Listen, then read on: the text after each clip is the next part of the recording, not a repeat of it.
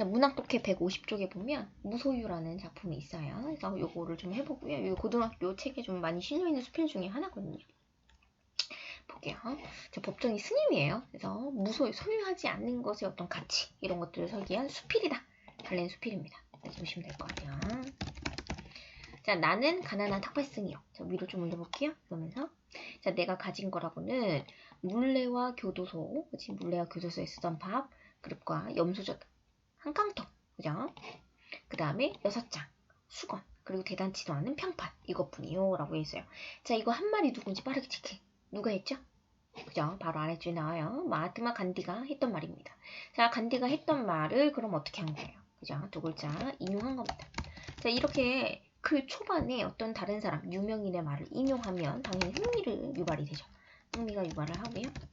내가 얘기하고 싶은 게 있을 거야. 이 말을 통해서. 그럼 조금 한번 더 볼게요. 이 말은 1931년 9월 런던에서 열린 2차 원탁회의에 참석하기 위해서 가던 도중에 마르세유 세관원에게 소지품을 펼쳐 보이면서 한 말이에요. 그러면서 이 구절을 보면서 이걸 듣고 나는 몹시 부끄러웠다. 그죠? 부끄러움을 느꼈다는 얘기예요. 그죠? 그럼 왜 부끄러웠어요? 그죠? 이걸 통해서 하고 싶었던 말은 이겁니다. 내가 가진 것이 너무 많다. 그죠? 그지? 그래서 인용을 통해서 드러내고 싶었다. 인용을 통해 강조하려는 내용이 이거죠. 사실 이 세상에 태어날 때 나는 아무것도 갖고 오지 않았어요. 태어날 때 사람은 빈손으로 태어나. 살 만큼 살다. 이걸부터 가로 열어볼게요. 자, 이 지상의 적에서, 이 지상의 적이라는 호적, 그지? 이 세상에서, 이 이승에서, 그지? 사라져갈 때 빈손으로 갈 거예요. 자, 불교적 영어 6글자 있어요. 6글자. 아시는 분 있으면 써보세요. 기억. 자, 초성이 그렸어요. 빈손으로 갔다가 사람은 빈손으로 갑니다. 뭐예요? 그죠? 공술의 공수라고 하죠. 자, 나는 그러니까 소유라는 것에 의미가 없는 건 뭐냐면 어차피 내가 태어날 때도 미안해요. 태어날 때도 빈손으로 태어났고, 그죠? 그리고 뭐예요? 내가 갈 때도 빈손으로 갈 거란 말이야. 공술의 공수야. 그러니까 여기서 보면은 소유라는 것은 어떠다? 소유는 일시적인 것이다. 이 말을 하고 싶은 거죠. 자, 그런데 이제 살다 보니까 내 몫이 생각이 됐어요. 그리고 물론 일상의 소용, 필요한 물건들도 있어요. 하지만 없어서 안 될 정도로 꼭 기묘라는 건 필요한, 아주 중요한 것들이었을까. 살펴볼수록 없어도 괜찮았던 것들이 많다는 거야. 적지 않다. 없어도 좋을 만한 것들이 많이 있었다. 이런 거죠. 자, 우리들이 필요에 의해 물건을 갖게 되지만 때로는 그 물건 때문에 적잖이 마음이 쓰이게 됩니다. 자, 그러니까 무언가를 갖게 된다는 것, 무언가를 갖는다라는 것은 무언가를 갖는다 이고 소유한다라는 것은 다른 한편 무엇인가에 얽매인다. 무엇인가에 얽매인다라는 뜻이에요. 이제 소유가 사람을 구속하게 만들어. 소유물이. 그죠? 소유가 오히려 사람을 구속하고 얽매이게 한다. 라는 거예요. 알겠죠? 자, 필요에 따라 가졌던 것들이 오히려 우리를 부자유, 얽매이게 한단 말이야. 주객이 전도되었을 때 우리는 가짐을 당하게 된다. 그럼 무슨 뜻이야? 주객이 전도됐을 때 오히려 소유물이 내가 소유의 주체가 돼서 이것들을 막 얽매고 해야 되는데 오히려 이 물건이 나를 얽매이게 바로 위에 거랑 똑같은 말이죠. 그죠? 이거랑 이인 거죠. 그러므로 많이 갖고 있다는 건 흔히 자랑거리로 되어 있지만 그만큼 많이 얽혀있다라는 측면도 동시에 지니고 있어요. 자, 나는, 자, 여기 가로 열어볼게요. 나는 지난해 여름 이름나 있는 난초 두 분을 정성스레 정말 정성을 다해 길렀어요. 나의 개인적인 경험이 제시되어 있죠. 제 실제 경험. 자, 3년 전 건초를 지금 다래연이 이 사람이 지내는 이제 집의 이름이에요. 암자의 이름이야. 어떤 스님이 우리 방으로 이제 이 난초를 보내줬대요. 혼자 사는 것처럼 혼자 살고 있어서 여기부터 기억할게. 나하고 그 애들뿐이었대요. 그 애들뿐. 그 애들 위해 관계서적 구해다 읽고 이해를 어떻게 기억해? 그 애들의 건강을 위해서 하이포닉산과 비료도 구해왔을 때 여름철이면서 어느한 그늘을 찾아가 자리를 옮겨 좋아했고 겨울에는 그 애들을 위해 실내 온도를 높이곤 했다. 이렇게 돼 있네요. 그죠? 경구 뭐야? 난초랑 굉장히 정석권. 그죠? 1번 쓸게요. 돌봤다. 느끼죠. 그래서 뭐야? 설렘을 느끼고 기쁨을 느꼈다는 얘기죠. 돌보면서. 자, 지금 이 사람이 난초를 키우면서 느꼈던 경험들, 그리고 그로 인해서 느껴진 어떤 감정의 변화, 이런 것들을 좀 보셔야 돼요. 그래서 지금 첫 번째 에피소드, 난초와 관련된 첫 번째 사건 정리는 이겁니다. 정석고 돌봤다라는 거예요.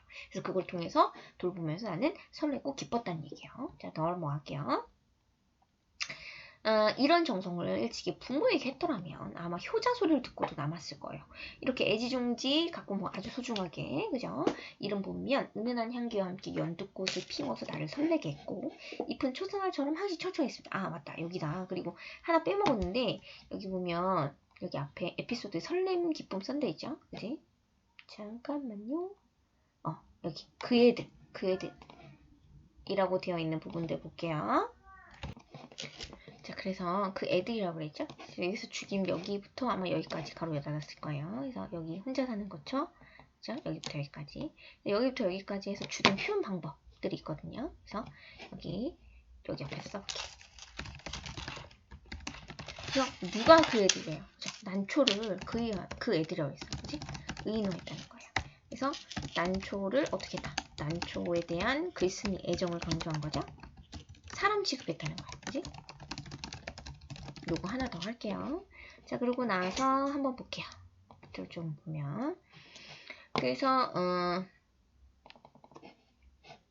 여기부터 한번 읽어볼게요. 그죠? 우리 달의 원에 찾아오는 사람보다 싱싱한 아치를 보고 한결같이 좋아라 했단 말이에요.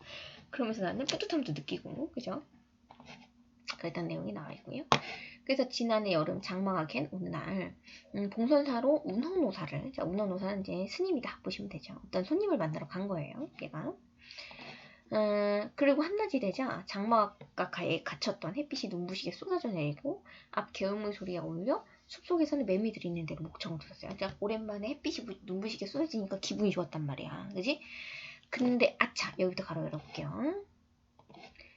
아차, 이때서야 문득 생각이 났어요. 뭐가? 난초를 뜰에 내놓은 채 온 거예요. 그러니까 난초가 햇빛에 바로 이렇게 쐬이면, 그죠? 시들겠죠? 그거 얘기하는 거야.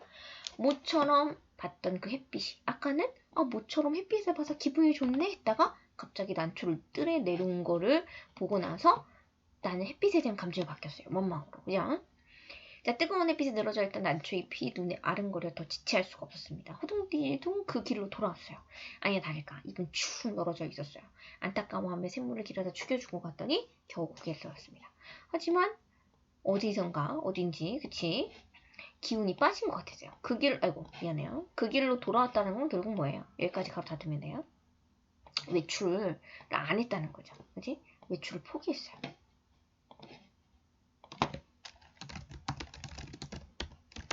그럼 뭐예요?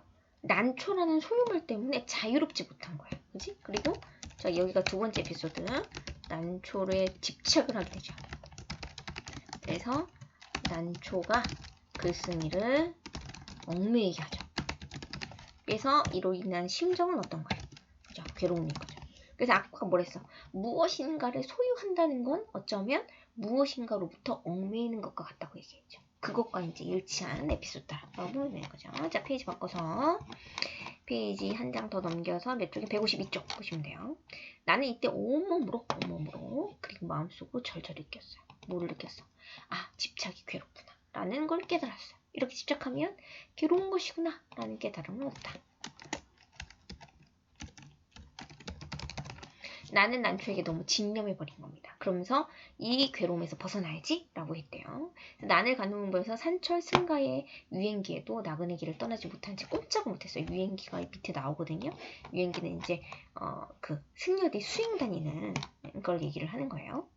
기간을 얘기하는 거예요. 근데 그때도 못 갔어. 난초 걱정이 돼가지고. 그죠? 얽매여 있었더라는 거죠. 밖에 볼 일이 있어 잠시 방을 비울 때면 환기가 되도록 들창문을 조금 열어놔야 됐고 분을 내놓은 채 나가다가 뒤미쳐 생각하고 되돌아와 들여놔놓거든 나간 적이 한두 번도 아니었어요. 그건 정말 지독한 집착이었습니다. 며칠 후 난초처럼 그지?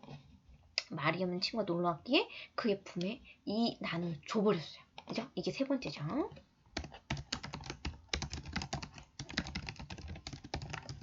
그래서 이 사람이 뭘 느꼈어요? 그 바로 아래 홀가분한 해방감을 느꼈네요. 그죠? 무언가로부터 벗어난 거죠. 나를 얽매이게 한 곳으로부터 벗어난 거죠. 그죠? 홀가분함을 만났어요. 자, 그래서 난초의 에피소드에 따라서 그 경험에 따라서 심리 변화가 지금 쫙 나왔죠. 그걸 좀 눈여겨보시라는 얘기예요. 삼류강가에 함께 지낸 유적, 정의된 물건을 떠나